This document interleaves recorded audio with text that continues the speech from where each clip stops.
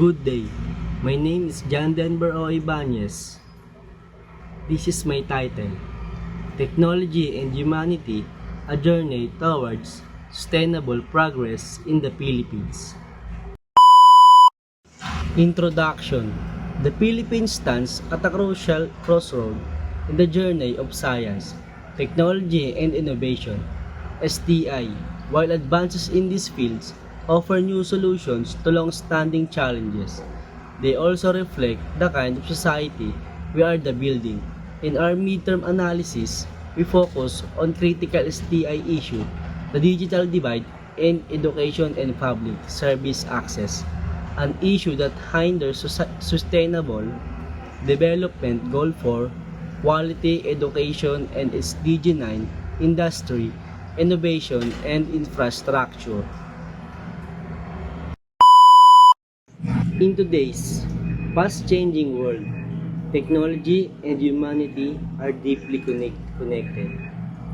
In the Philippines, this relationship plays a crucial role in our path toward sustainable development, while technology has the power to solve the problems, improve lives, and speed up progress.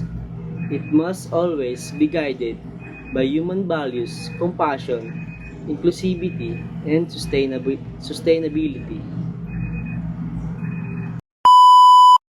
The problem: despite the rapid tech advancement, many rural and underserved communities in the Philippines still lack reliable internet access and digital literacy. This gap affects students, professionals, and small business owners, including those in hospitality, who struggle to participate in the growing digital economy.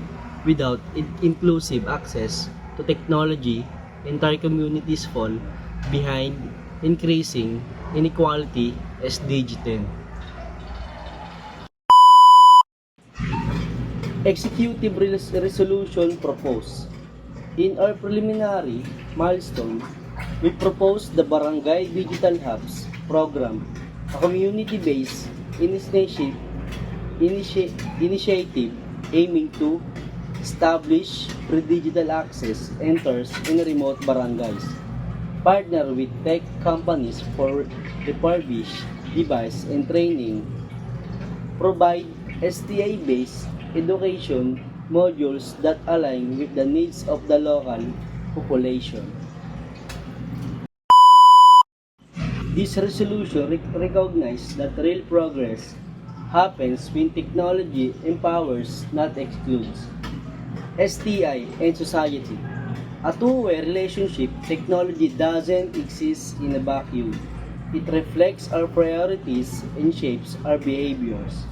How society influences technology, the demand for better education and communication during the pandemic, accelerated the shift to digital platforms in school and businesses. How technology influences society. Online learning platforms and booking systems have changed how we study, travel, and work, especially in hospitality, where contactless services are now the norm. But this transformation isn't equal. Without interventions, we risk creating a society where only the connected thrive. Reflection: humanity and technology. Humanity drives innovation. We create tools to solve problems, but those tools also shape us. Our habits, cultures, and even values evolve with the technologies we adopt. In hospitality, for example, digital check-ins and AI chatbots improve efficiency but also reduce human interaction. This raises questions. Are we losing the human touch, or can we use tech to enhance service, not replace it? Conclusion: science, technology, and innovation must be grounded in humanity.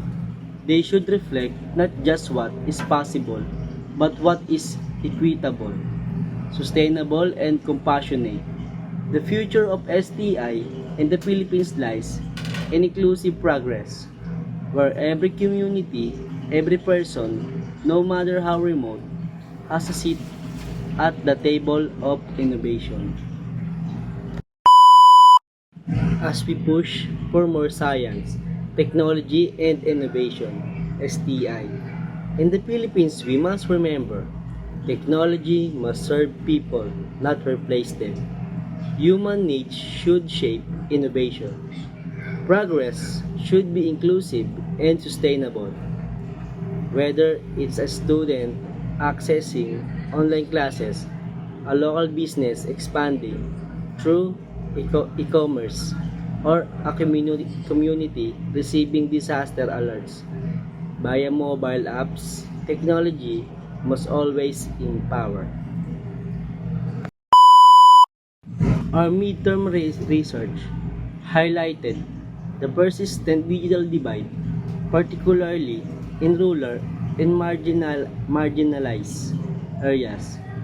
These issues affects access to quality education, public services, livelihood opportunities, and technological literacy, undermining the country's efforts to meet sustainable development goals, SDGs, especially SDG 4, quality education, SDG 9, industry, innovation, and infrastructure, and SDG 10, reduce inequalities.